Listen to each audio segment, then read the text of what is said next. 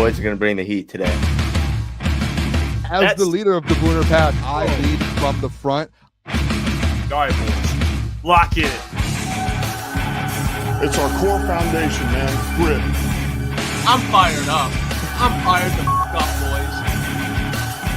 It's pumping right now. It's got my juices pumping, boys.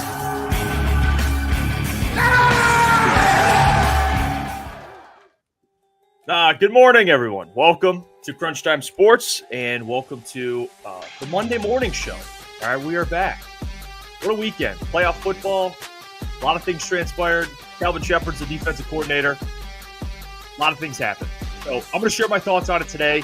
Got to get my thoughts on some of the playoff games this weekend. Kansas City Chiefs, Bills yesterday. Commanders, Eagles yesterday. But hope you guys are doing well.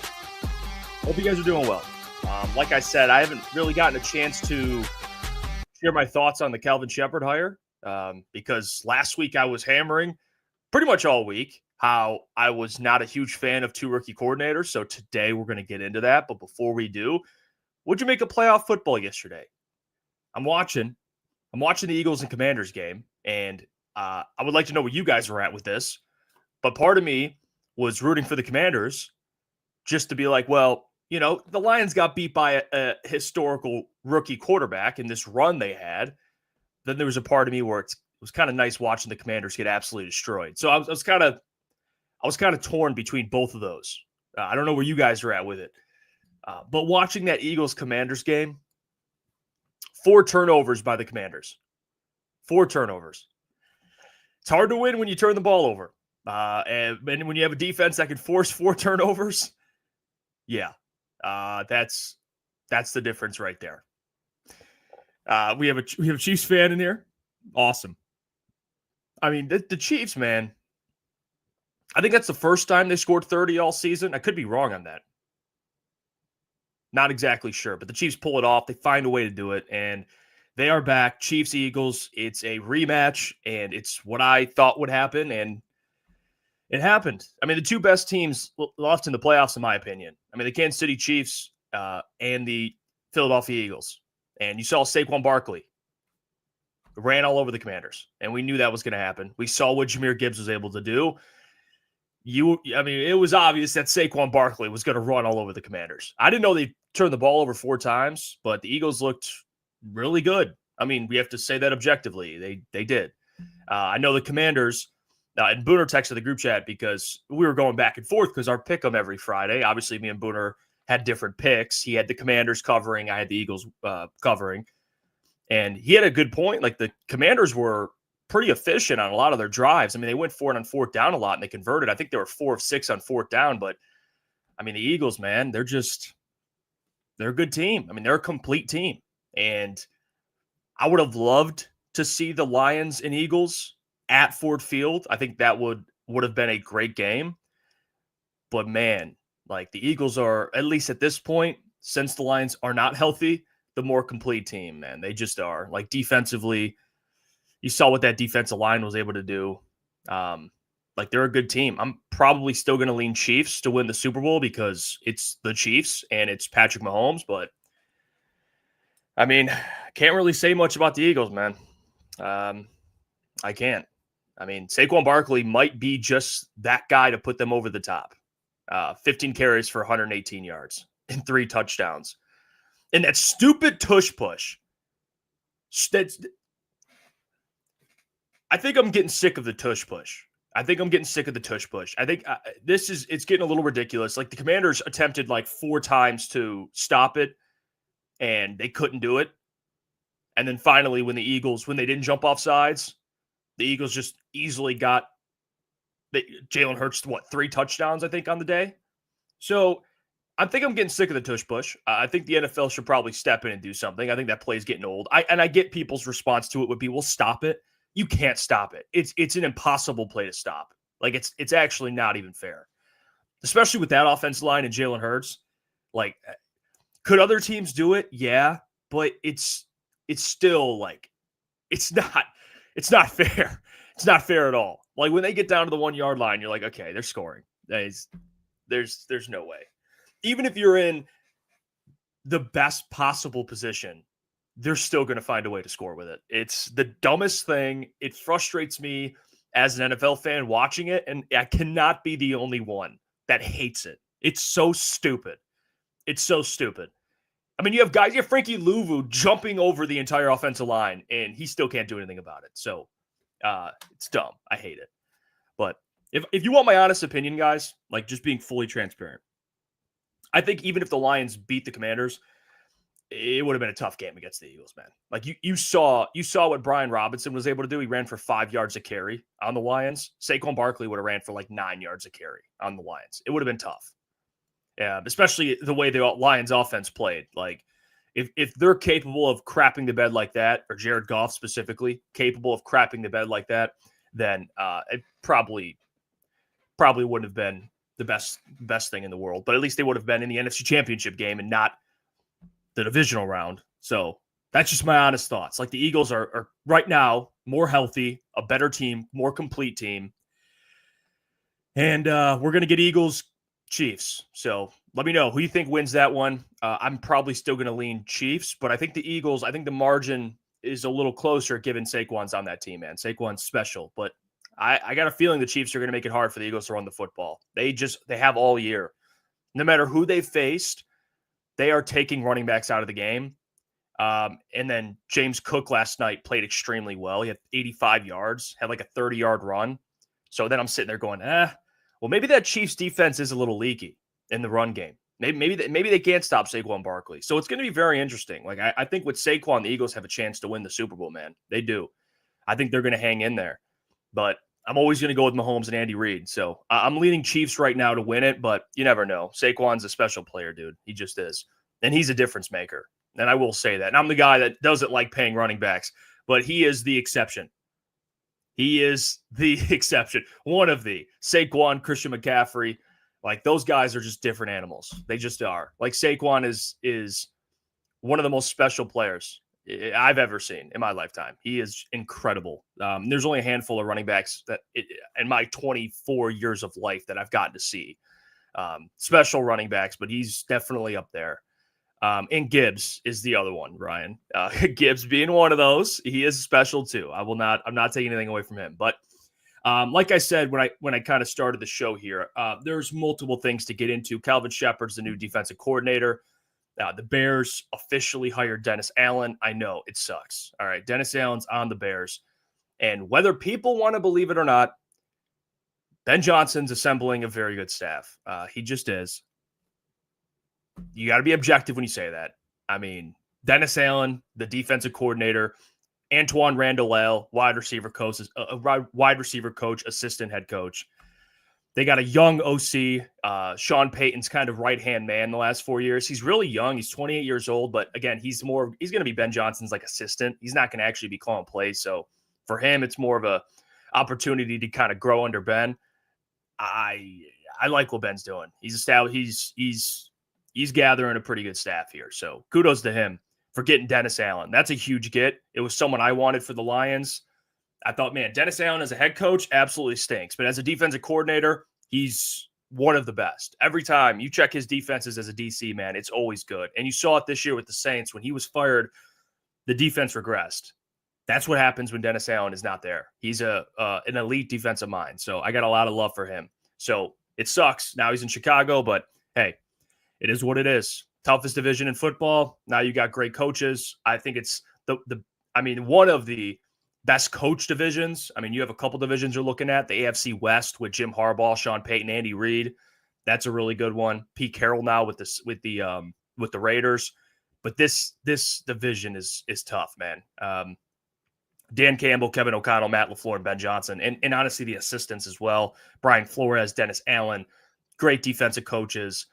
Now and I want to, before we get into it, because I have some more I want to kind of break down to you guys, because I have a video here also I'm going to play, and I posted it on my Twitter of Ben Johnson's agent, Rick Smith, kind of talking about how he chose the Bears. So it provides some interesting insight there. I'll play that video after I kind of get through Kelvin Shepard, give my thoughts on the hire, and get into more of this, because the Lions haven't officially announced a offensive coordinator, but they've announced their defensive coordinator. So what do I make of the Kelvin Shepard hire? I think Kelvin Shepard is going to be a very good DC one day. I think he has potential to be. He's a very smart dude, played in the NFL, coached under, obviously, Aaron Glenn. He's done a great job with the linebacker core. You saw the depth they've had, but really the talent they've had. I mean, Malcolm Rodriguez, him developing, Jack Campbell, he's been responsible for him developing. He's done a good job with Anzalone. Not that Anzalone needed to develop, but Kelvin Shepard's just a guy everyone talks highly about. Very good coach. Now, here was my concern. It has less to do about Kelvin himself, but more so the worry of having a rookie defensive coordinator. That was my issue. Because, and I explained this before and I will explain it again, 2 rookie coordinators to me going into a year where it is essentially Super Bowl or bust, and you're going to be on the biggest stage. For example, take this year's Super Bowl. Let's say, hypothetically, next year, you're in the Super Bowl facing the Kansas City Chiefs. You're in a position where Kelvin Shepard's going to have to have the answers to the test against Andy Reid. Like that worries me. It does.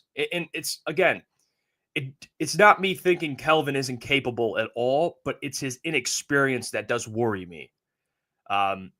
It's a risk. Could work out. Kelvin could be an excellent defensive coordinator. I don't know. But I think what helps is hiring Casey Rogers, who's been a defensive coordinator before. He's the defensive line coach they brought in from the Tampa Bay Buccaneers. He's been a defensive coordinator. So he's going to be able to help Kelvin Shepard through this because of his experience. So there is that. But I am skeptical about it, man. I am. Like, I love Kelvin as a coach. And again, I'm not the one hiring these guys. So I'm not going to act like Dan Campbell doesn't know better than I do. It's just my opinion on it. I'd be lying if I told you guys I wasn't worried going into the year with 2 rookie coordinators, man. Like, especially on big stages. Like, I hope he succeeds. I do. I'm not going to root against the man's, I'm not going to root on his downfall or anything like that. It's ridiculous. But it's a big year. And to be honest with you, and I mean this full transparency, I'm being honest with you guys. No one should be rooting against Kelvin Shepard. Absolutely not. You should be rooting for him. But this defensive unit this year, I think at the minimum has to be top 7 to 10 at the minimum. If this is a top 12, 13, 14 defense, you got to make a change. Like I think it's to that point. I expect this defense to be very good. So as much as I got love for Kelvin, I hope he succeeds. Hey, Kelvin, these are the expectations. If you don't hit them, we'll see you later. You can go back to being linebacker coach, and we can kind of figure this thing out. But this defense has to be good this year, man. Not good, but borderline great. Because they have the pieces. You have Aiden Hutchinson, who's going to be Defensive Player of the Year. You have Aleem McNeil, who's very good. You have DJ Reader. Hopefully they bring in another edge. You got those linebackers that I just spoke talking about. That the linebackers are very good. You have the best safety duo in the NFL, I believe. Brian Branch, Kirby Joseph. Carlton Davis, assuming he'll be back, top 15 corner. And Terran Arnold going into his second year, who we all expect to improve, but I think they bring in another corner. Like, they have enough to be a very good defense. So with this comes expectations. Just like on offense, I expect them to be very good. If they're not, something's wrong. Same thing with defense. I wish Kelvin Shepard all the best of luck. I'm going to be rooting for him. I'm not going to be one of those guys where one game, get him out of here. But at the same time, expectations are expectations. In a year where the Lions were coming out off of a huge upset and the team's healthy again, dude, it's Super Bowl or bust. And this offense, they both got to be top 10. You got to have a top 10 offense, top 10 defense. That's how I look at it. So that's how I view it, guys. Am I surprised a little bit? Yeah, I am. Am I a little disappointed? I don't want to sound like I'm disappointed. Like I think Kelvin Shepard's a bad hire. It's not that I don't think he's a bad coach. My worry was his inexperience. That's my thing. Okay. His inexperience. especially on a big stage when you're facing elite offensive minds. Like, he's going to have to hold his own as a rookie coordinator, and we'll see how that goes. So that's where I'm at. Congratulations to Kelvin Shepard. Happy for him as a human. Any promotion, any workplace, when you're rewarding guys from within, I get that. It's great because, you're letting other guys know in your organization you have a chance to get promoted. It's good to work here because you have a chance to move up. That's fine. That's awesome. I saw it a little differently. I wanted a veteran defensive coordinator, someone that's proven. That's just my opinion. All right, let's get to some of these comments. Feardom, Aaron Glenn never had that good of a defense, and now you're expecting anybody to come in and be better than Aaron Glenn and was in any of his 4 years here. Well, let me give context to that because I think it's very important with a comment like this. So Aaron Glenn was here for 4 years. I would say the one defense that was good that he had was last year. And guess what? Half the roster died. So I think Aaron Glenn never had a chance to coach a good defense. He never did. I think if this defense this year was healthy, it would have been a very good unit. Like, Aaron Glenn would have had these guys at the top of the league, near the top. If you had everyone healthy, I don't deny that. So I don't think it's fair to say Aaron Glenn never had a good of a defense. Well, you have to add context. He never had good pieces really to begin with. You know what I mean? He never had the personnel. This year he had the personnel. Half the roster died. So I can't hold that against Aaron Glenn. He tried to work with what he worked with, what he had at his disposal. So that's where I'm at with it, Feardom. So no, I don't think it's the same. Like, you have a great defense. Now, if you can convince me that Aiden Hutchinson, Brian Branch, Kirby Joseph, Aleem McNeil being back, DJ Reader, Jack Campbell in his third year, Alex Anzalone is not going to be a good defense, I got nothing for you. I think they're going to be very good. Let's see, Michael, I think it all depends on the pieces we have. There's no guarantee any DC can make this a top 10 defense, depending on who's out there. And I get that, Michael. I guess where I'm coming from is I know Dennis Allen, if he's a part of a defense, it's top 5, top 10. It's proven. He's done it. So at least for guys like that, that's why I lean that way, because it's like, okay, you're bringing in a guy who's done it before. I'm sorry. And maybe I'm on an island with this. Do you guys not believe that what the Lions have right now is a top 10 defense? Like, am I off on that? Am I crazy? Am I crazy? I think this defense is good enough to be top 10 at the minimum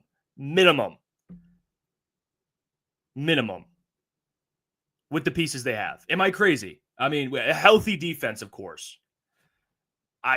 If you guys don't believe it, then Brad Holmes has a lot of work to do. Because I mean, Aiden Hutchinson, Aleem, like Aiden's going to go out and get you 17.5 sacks next year, whatever it is. Like, it's pretty good. Aleem's going to get back, and Aleem, will provide he's going to get his 6 sacks, whatever it is. He does his thing. Like, they got enough. It's just how it works. Let's see. Michael says just having Aleem, Hutch, and CD3 back makes this a top 10 defense. Like, those are great 3 pieces. MP says, assuming the defensive players come back to the pre-injury form. I mean, I think Hutch will. I don't have doubts in Hutch, and I think Aleem will as well. So, and that's the only 2 that had really catastrophic injuries. So, I got faith in it, MP. I do. Ryan, I mean, it depends on what Brad does in the draft and free agency. Aleem won't be back till November. Same with Malcolm. Yeah. And honestly, that's why you got guys like Mekhi Wingo, which he could probably fill that role, which I'm excited for Mekhi Wingo. And I think it's going to be an interesting draft because, in my opinion, most pieces should be defensively. You should have, first 3 rounds should be defensive. It should be defensive players and an offensive lineman. That's where I'm at. So I think Brad will hopefully not draft any projects, but draft guys that can come in and play. And I think having Mekhi Wingo there to kind of fill in that role will help. All right, let's see here. I think Mekhi Wingo honestly can hold his own. I'm excited to see Mekhi Wingo. Broski Bear, is it true that Terran Arnold broke the record for most PIs in a season? I don't know. Probably. He had a ton of PIs. He slowed down at the end of the year, though. So, low high. Do you think we re-sign Levi for our 5th-year option? He had 45 pressures this season, Jeff. I would have to see I wonder what that would cost. Let me see. It's a good question. Option. Okay.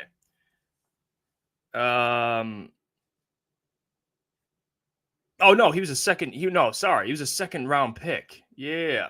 So no, he doesn't have a 5th-year option. So it would be they'd probably get him. I wouldn't mind giving him like a 2-year deal. Like if you gave him a 2-year, $16 million deal, something like that. But at that point, you're gonna have to ask him to produce. And in my opinion, I think Mekhi Wingo is developing into a player that could probably provide you just as much. So to answer the question, do I think they bring him back and re-sign him?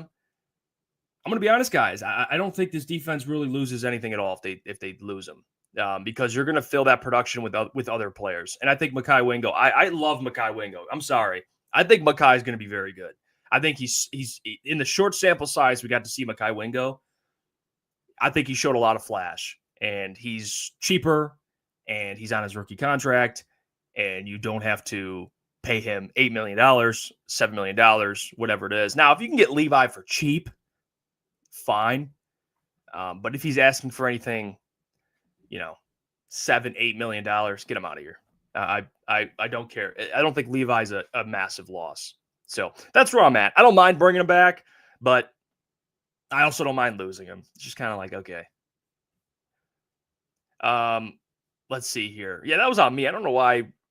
5th-year option. He's a 2nd-round pick, so no, he doesn't have a 5th-year option. Let's see. Zachary King, who's the biggest teacher line free agent that you want to see resigned? Me, probably Carlton Davis. I think he's up there. Out of all the guys that are free agents, I just think at corner, man, it's a position that the Lions desperately need. And Carlton is just he's just a solid guy. Like he's someone that when you have on your roster, you're like, all right, we got a pretty good CB1. He's just hurt. Like they got to bring in more though. If you're going to bring in Carlton Davis, you got to bring in more. You got to bring in maybe get Steven Nelson to come out of retirement. Maybe you throw that money instead of paying Carlton Davis, you pay Chardavius Ward. Maybe it's Chardavius Ward. But you got to get some corner one that's solid. And I love Terran Arnold, love the guy. But based on what we saw in his rookie year, there's no way in hell that dude's your number 1 corner next year. No way. So you got to go get someone or 2 guys that would be pretty solid. I want Terran Arnold to compete. Like that spot, that number 2 corner spot is not given to him. He has to earn that. Based on his play this year, he didn't earn it. So go out and get someone that will earn it and take it from him if he doesn't want to work for it. Or make him better. So that's where I'm at. Sign 2 good, at least good to great corners. And I don't think there's any great corners out there. So it's really just 2 good guys. And you could find them in free agencies. But Chardavius Ward, I think, would be a great piece, man. He's always been good for the Chiefs, for the 49ers. So he's worth taking a look at. Low High says they say that Darius might part ways with the Eagles this season. I did see that.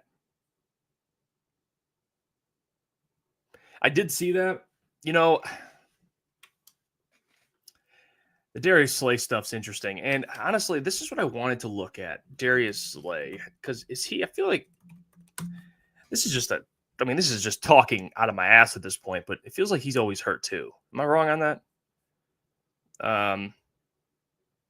He played 14 out of 17 games, played in 12 games last year. He's 34 years old. Yeah, he's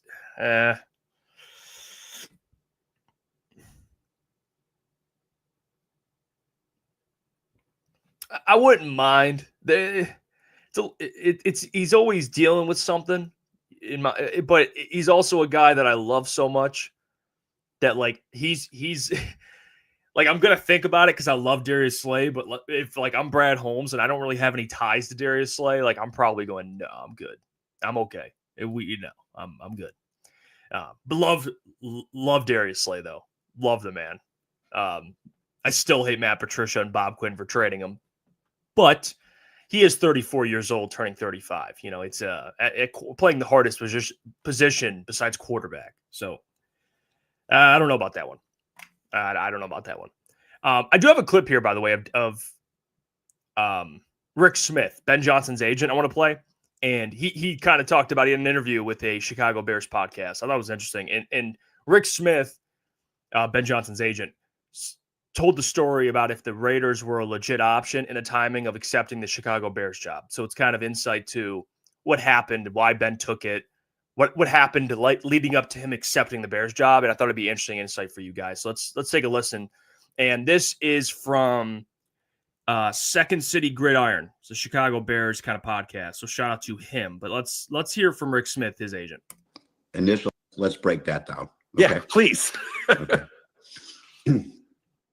Initial gut reaction day one on the Raiders was no go. Okay. Tom Brady absolutely has a extremely compelling case. Okay. That gets you to listen. Okay. The whole thing, been to the Raiders, great sources, all the other stuff. No, that was never right. However, sometimes, again, going back to my job, sometimes things go viral that you're like, I got to put a break on this. And sometimes thing goes viral like, no, this is good. I like this. And that viral thing was, I like this. Let's just leave that out there. Okay. Ben made a decision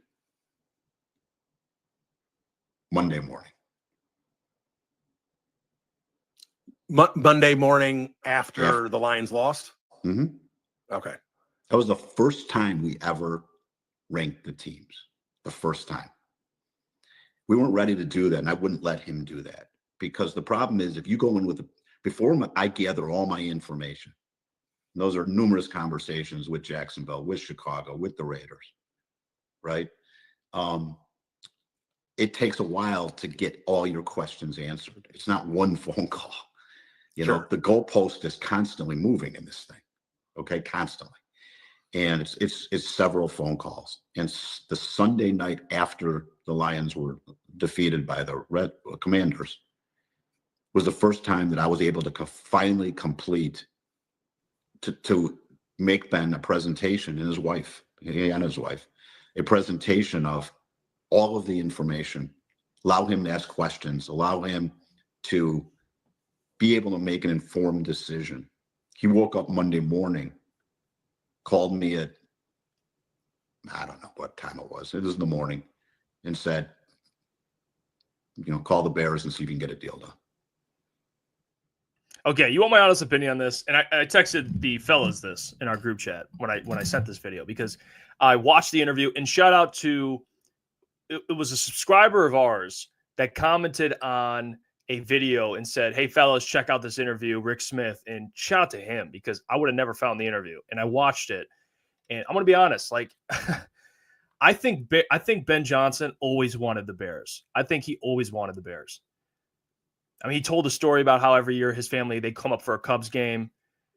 It sounds like the Raiders were kind of it was a leverage tool that Rick Smith, his agent, used to kind of, hey, the Raiders are a legit option. Or he didn't use it, but someone else reported it, and Rick Smith, Ben's agent, was like, hey, let that thing kind of sit out there because it's good competition. The Bears know that, hey, the Raiders are legit. Like, he even said, the Raiders, dude, no, you ain't going to the Raiders. He ain't going to the Raiders. I said that, and Raiders fans bombarded the comment section. Oh, you're an idiot. The Raiders are a good job.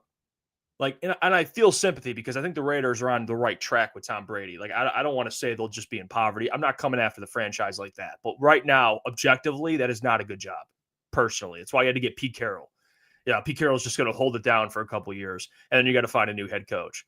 So, if I'm Ben Johnson, I'm going somewhere where I got a quarterback. So it was Jacksonville or Chicago. In ownership, Jacksonville is a disaster. You saw what happened with Liam Cohen, how that's been going on. It's awful. So the Bears, in my opinion, guys, I think it was always the Bears. And I know that stinks to hear, but that's just the truth. I think Ben was always interested in the Bears. So if you didn't believe it before, when you watch this interview with his agent, you're like, oh, yeah, it was always the Bears. And I know that stings. It's like a ex-girlfriend, and you find out, man, she always had the looks for this guy. She always liked him. You always knew that she was leaving eventually for this guy, and it happened. And that's exactly what happened with the Lions. You always knew that he wanted to go to the Bears. And when they fired Matt Eberflus, it was happening. And I know Rick Smith, his agent, will say, well, he didn't make a decision till Monday. He didn't say it vocally probably till Monday, but he knew. He knew what he wanted. Like, he talked with his family. I'm sure him and his wife talked about it. Hey, we can go to Chicago. It's not that far away. It's a 4 or 5 hour drive away from where we're living currently. It's they got, they have a pretty good organization. Historically better. They hold more weight historically than the Jags. And Ryan Poles, younger guy, and they got a better roster than any of the other openings. I mean, they have a pretty good roster. But I mean, it's like, it sucks. I know it sucks to hear, but it was always the Bears. In this division, guys, it's going to be a bloodbath. Just how it is. Hey, appreciate the super chat, JZJ. He says, thank you for the $5. Says, y'all need to scoop up Broder from Woodward Sports. He would be a perfect fit. WSN has been on its way down since you guys left, and y'all are on the rise. Well, I appreciate the super chat, and I appreciate the kind words. I don't think WSN's on the downfall. But hey, it didn't work out there. We're happy. We're doing our thing. It's been a great journey. Still love a lot of guys over there. I never want to be the guy to try and pry people away from where they work. I'm not that type. I'm not going to do that. So, we're doing our thing. People over there are doing their thing. Love all those guys. Still talk to them. But yeah, I'm not going to comment on Woodward and them being on the downfall. Like, I got nothing on that. I'm over it. I'm happy. And we're moving on. It's just keep pushing forward. It's not good looking in the past. It just keep pushing forward. But yeah, Ben Johnson, it was always the Bears. That was my takeaway from this, guys. It was always the Bears. So, hey, Rick Smith can say he didn't make a decision till Monday morning. That's bullshit. In my opinion, he knew in his head it was always the Bears. So, hey, it happens. And Ben's assembling a pretty good staff. Dan, so far, Kelvin Shepard, again, I like the coach. I like what he can be. I like the potential. I think someday he will be a very good defensive coordinator. Maybe it's much earlier than I expected, to be honest with you. Maybe I'm being a douchebag for not thinking he can get to that point this year. Maybe I am. But that's just a feeling of mine, man. I didn't want to go into the year with 2 rookie coordinators, and it looks like you're probably going to go into the year with 2 rookie coordinators. So I think the offensive coordinator will get announced in the next couple of days. So it'll probably be Tanner Engstrand, in my opinion. I'm still holding pat on that, even though I thought Dennis Allen will be the defensive coordinator. At this point, you already know it's Kelvin Shepard, so happy for him.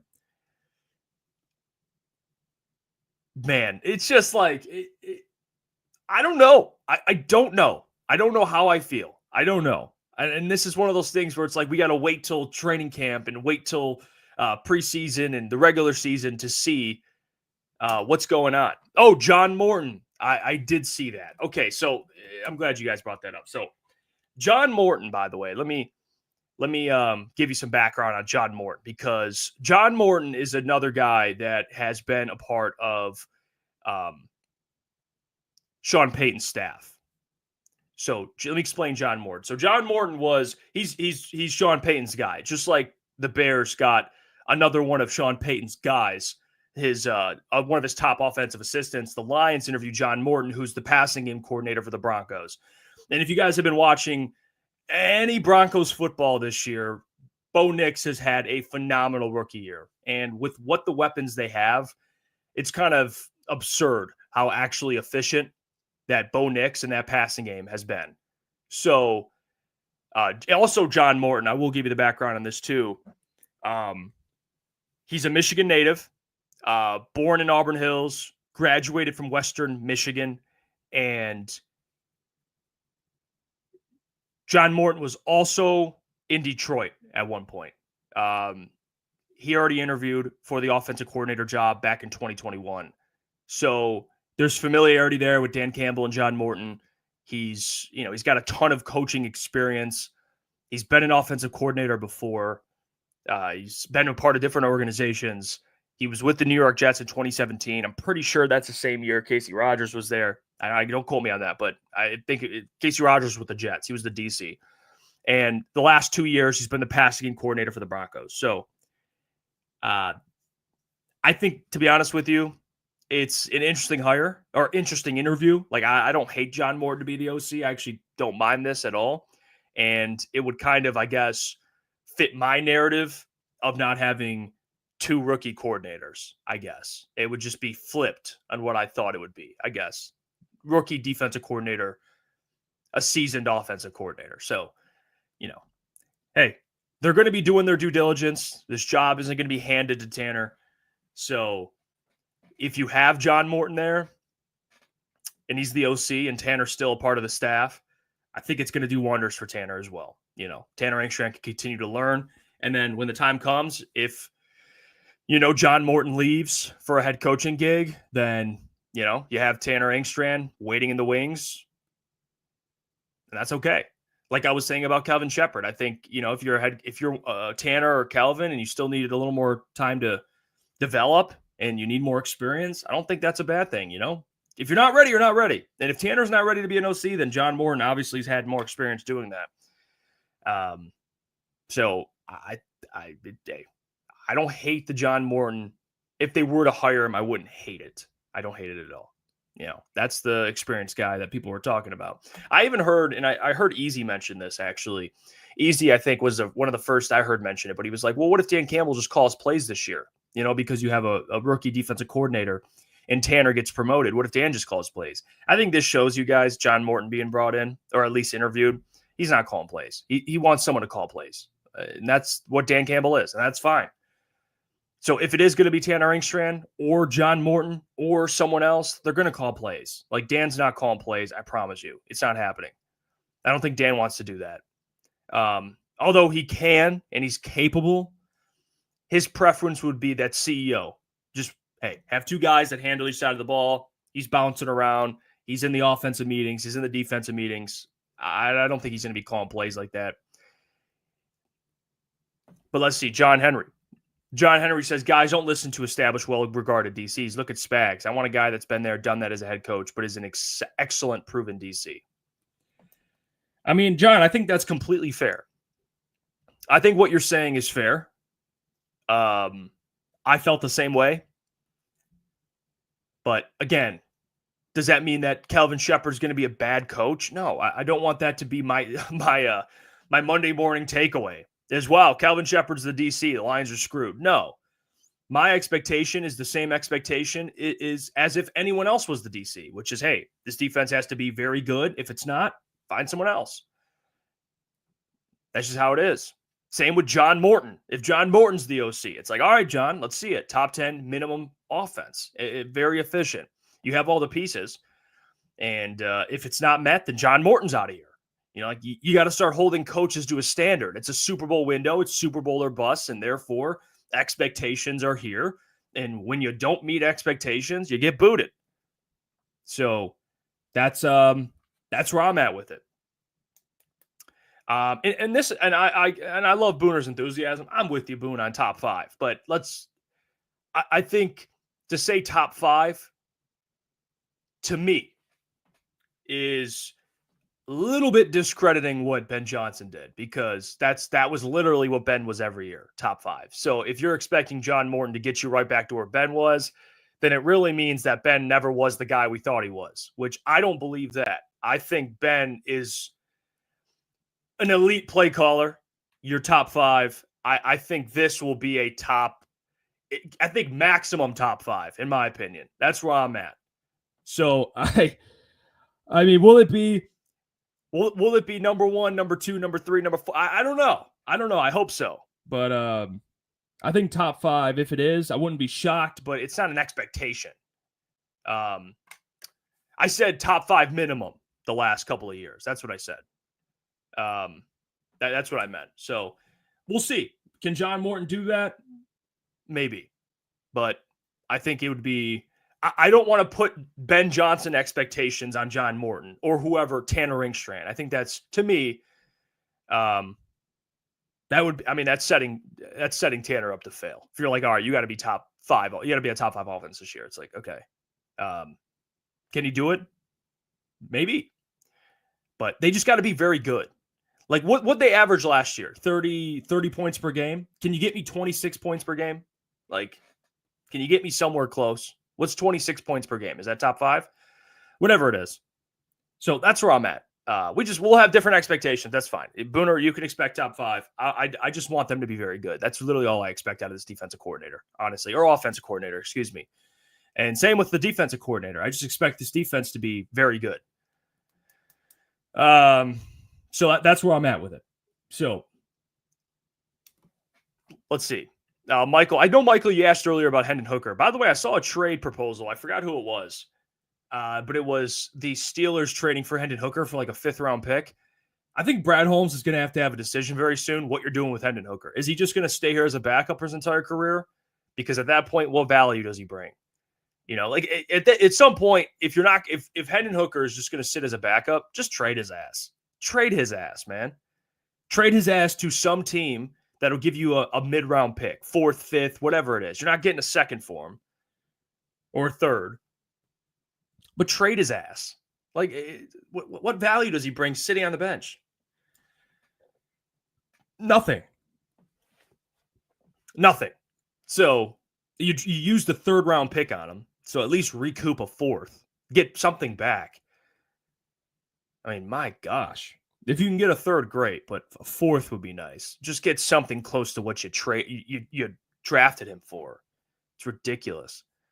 John Henry says, didn't Philly go internal last year, failed, and who do they bring in now? They rank 2nd in defense. I look at the proof in the pudding. It's telling me a seasoned DC is the way to go. John, well, this might be my burner account, guys. Like John's literally saying, I 100% agree with John, but that's not what the Lions are doing. So, you are correct. The Eagles did go internal last year, and it didn't work out for them. So, but there also are examples where going internal works out. So it kind of goes both ways. But I think in a Super Bowl year, I'm with you, John. I would lean experienced. That's where I'm at. If this was Dan Campbell's 1st year or 2nd year, like when Aaron Glenn was brought in, Aaron Glenn has never been a defensive coordinator before he joined the Lions. The Lions were a rebuild. Like Aaron Glenn could learn on the job. And it didn't matter because it's like, well, we're going to stink. We're going to win 3 games this year. So Aaron Glenn can figure it out on the job. And the 2nd year they go 9-8, he could still figure it out. They had a run at the end of the year and it was nice. It was awesome. Everyone was clicking. Like same with Ben Johnson that year. He's the first time OC. Like now he's learning. It's going well. And then you have a 3rd year with AG, a 2nd year with Ben. And then now it's like, all right, we're clicking. We're 12-5. That's not going to work. It's not how it's going to be with Kelvin Shepard, unfortunately. Like Calvin's going to have to literally walk in and turn this thing. Now, I hate saying turn it like AG. It was bad and now he has to turn it. But with the injuries, make it a very good unit right away. And is it fair or is it not fair? I don't really care. That's just the expectations. You're a Super Bowl team. And with that, got to have a great defense. You're seeing how much defense matters. I mean, look at the AFC. It's quarterback play. Absolutely. Patrick Mahomes and Josh Allen. I mean, the way they both played was spectacular. And it does make me question, man, like the AFC is a different animal when it comes to quarterback play, when it comes to those type of games where you need your quarterback to make a play. It's going to be hard for any NFC team to dethrone any of those guys. So it does make me like, damn, that's why you do need a defense even more. But the NFC, I mean, look at the Eagles. To get there, man, you need a complete team. You need a defense. You need a quarterback that doesn't turn the ball over. I get that. You need a great offensive line, which Lions do, but you need a great defensive line. You need a good secondary. You got to make plays, force turnovers, which the Eagles did. 4 forced turnovers yesterday. Like the Lions haven't had a turnover in like 4 weeks, whatever it is. But yeah, you got to have a good defense this year. Very good, I would say. I think that's a fair expectation. So, let's see. Pick a username says, Brad says we've been ahead of schedule. The window's still open for a couple years at least. Yeah, I would agree with that. I think the window's still open for a couple years. It's just when contracts start kicking in, it becomes harder to acquire as much talent because you're going to have a ton of players on max contracts or guys that are making a ton of money, and it's hard to maneuver the cap. Maybe you can restructure Goff's deal and free up some money, but overall, yeah, it's going to get tougher when contracts start kicking in. Like at some point, the bill will be due, and when it's due, it becomes harder to build a team. That's why the NFL, not for long, NFL can be interpreted in many ways. Careers, runs. That's why what the Chiefs are doing, it's insane. To win 3 in a row and be as good as they are the exception. It's Patrick Mahomes and Andy Reid. It's the same thing I would use with the Patriots. You have Tom Brady and Bill Belichick. They are the exception. It's not when someone tells me like, Jeff, well, the Chiefs are doing it. Oh, Jeff, well, the Patriots did it. It's like you immediately lose me because that is not an example to use. Like, look at Josh Allen. He can't beat Mahomes like in the playoffs. I feel bad for the guy. He just can't. That's just how it works. Like if Josh Allen was in the NFC, he'd be in the Super Bowl every other year. But unfortunately, you got to face that guy, and they are the exception. It is. I think the window's open for a couple of years. They have a great roster. They're not really paying anyone right now, but guys are coming down the pipeline. And Brian Branch, Sam Laporta, they're going to have to be paid, and they're going to want they're going to want a good size contract. I'll tell you that. The next year or two, Sam Laporta, Brian Branch, those two, and then you have Kirby Joseph going to have to get paid.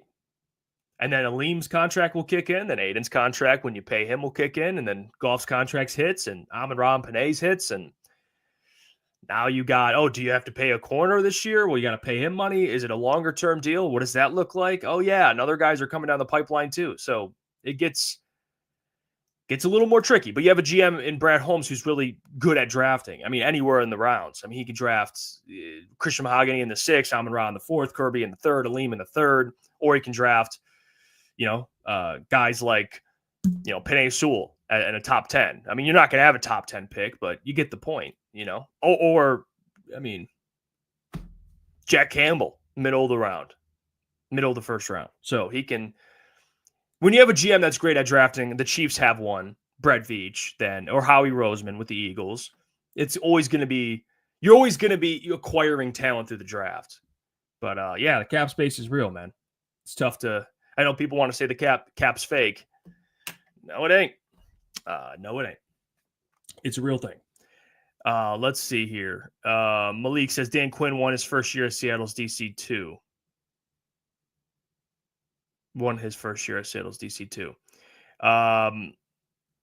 Let's see. Jacob says, has the OC and DC ever won a Super Bowl in their first year? Yeah, Malik's talking about Dan Quinn. Yeah, Dan Quinn was the defensive coordinator of the Seattle Seahawks, and they won. So like, I'm not. It can happen. Like, I'm not saying Kelvin. I'm not going to get on this microphone and tell you that Kelvin Shepard is going to fail. I'm not saying that. Like, I think he deserves praise, man. Like, I'm happy for him. He get a promotion. He's a defensive coordinator. I'm sure he's excited. His family's excited. I'm not going to crap on this moment for him. But I am going to reiterate my skepticism has always been to rookie coordinators, man. It sucks. That's not an ideal situation to me. Am I going to root for Kelvin Shepard? Absolutely. But this was the outcome that I was fearful of. I was. And I'm going to be very skeptical. Maybe Kelvin Shepard will prove my ass wrong, and I am hopeful he will. But the reality is I have to see it, and this defense has to be good this year. I can't give him wiggle room. I'm sorry, and I would love to. I would love to be like, well, Kelvin, it's okay, man. Like, if you stumble a little bit, it'll be all right. No, we got to get this thing going. And you got a tougher schedule. You have a tough road schedule. Got to win this division again. It's going to be tougher. So, and you're going to have Kelvin Shepard playing chess with Matt LaFleur, Kevin O'Connell, and Ben Johnson. So 6 times a year. So got to hold him to that standard. And guys, like this is what's frustrating me, and people aren't understanding. And Dad with Tourette's, like, I love you, but we just gave up 40, and we're talking about Kelvin Shepard. Sure, okay. Let me ask you a question, Dad. Is the roster that was just in the divisional game the same exact roster that's going to be out there week 1? Answer the question. The answer, I'll give it to you now. I'll give you a cheat code. It's no. It's going to be a different roster. You're not going to – that game, you are missing half of your defensive starters, dude. And you know that. That's to me, that's ridiculous. And people – Jeff, top 10 defense. Guys, what did AG have? Like, what did AG have this year? Did we watch 2 different games? I mean, even the Bills game. The Bills, you still didn't have half your roster. No Aleem, no Carlton. They both left early in that game. No Hutch, no Anzo in that game. Like, guys, what are we watching the same game? Like, next year you're gonna have Hutch, Aleem, Zadarius, DJ Reader, Jack Campbell, Anzo, Carlton, Bryant, Kirby. That's a good defense. And if you're telling me, oh, it's not that good, you're coping. And you're trying to plant that excuse now. So when this defense is middle of the pack, you're like, well, look, I tried to tell you. Have some standards, guys. Have some fucking standards. Let's have some standards. It's a Super Bowl team. Let's look at this defense, and let's say objectively, they have enough to be top 10. They have enough. They have enough. I don't want to hear it. Like, should we go through the top 10 defenses right now? Let's see. Let's see what other teams. I will love to know this. Okay. Let me see this. Okay. Let me see. Okay. So defensive yards allowed. You know who was top 5 in defensive yards allowed?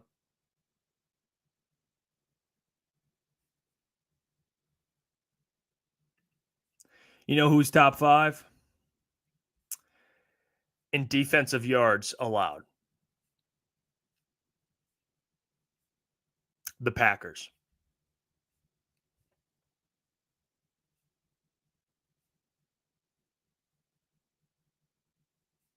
Let's see.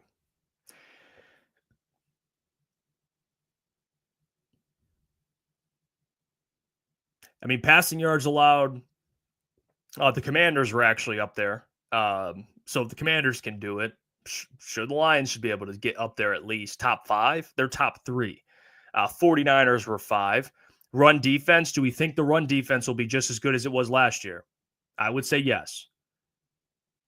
So points per game.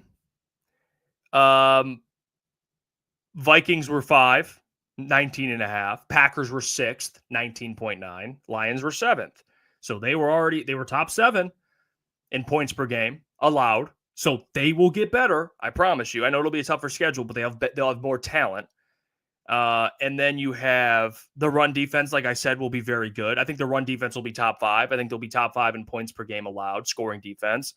I think they can be a top 10 passing defense, and DVOA, stuff like that, like top 5 passing defense. Hopefully it can happen. Like, they have enough to be top 10, top 5. They can be in that range. Top 10 is not much to ask for. I don't think people understand that, man. Like, top 10 is not like, wow. It's not. Like, they should be able to be a top 10 defense. Like, if they're not, to me, it's going to be hard to win a Super Bowl.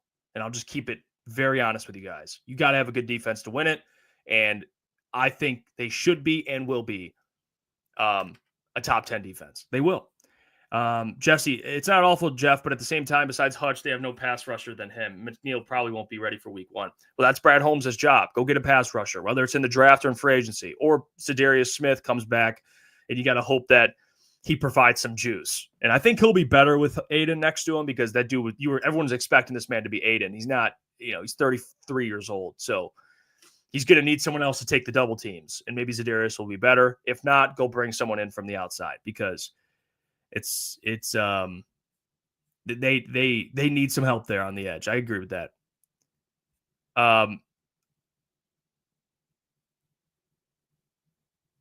Let's see. Malik says, I'm going to temper my expectations for the defense until halfway through next season. I respect that, Malik. I do. And I think in a Super Bowl year, let's be very honest, okay? And I know the offense has already done it, and they have a ton of talent. But we got to all agree the defense has talent too. Maybe not as much as the offense, but we agree that not as much as the offense, but we have to agree it still has talent. We expect this. Booner just typed in, I expect this offense to be top 5. So we're going to expect this defense to be top 10? Like, I don't think that's crazy. You know, like, what if we're expecting the offense to be top 5? What's wrong with being like, hey, the defense, I expect you guys to be top 10? It's like we're like twisting when we expect things. It's like, well, we expect the offense to be good, but the defense, I mean, you guys can like chill for half the season, and then eventually you guys will get it together. No. Malik, I respect it, but I just disagree with that. I mean, this defense to me, top 10. Come on, let's get our shit together. Let's win a Super Bowl. All right. Appreciate you all, man. And again, we'll talk more about the Kelvin Shepard stuff, the defense, the offense, John Morton tonight on the show. We're live 8 to 10 p.m. So you can catch us and me, Booner, Lukas, and Corey Woods joining the program as well. So it'll be a good show. See you all later. Have a great rest of your day. And don't forget, go Lions. And this defense, top 10 minimum. Don't forget that. All right. I will catch you guys later. Peace.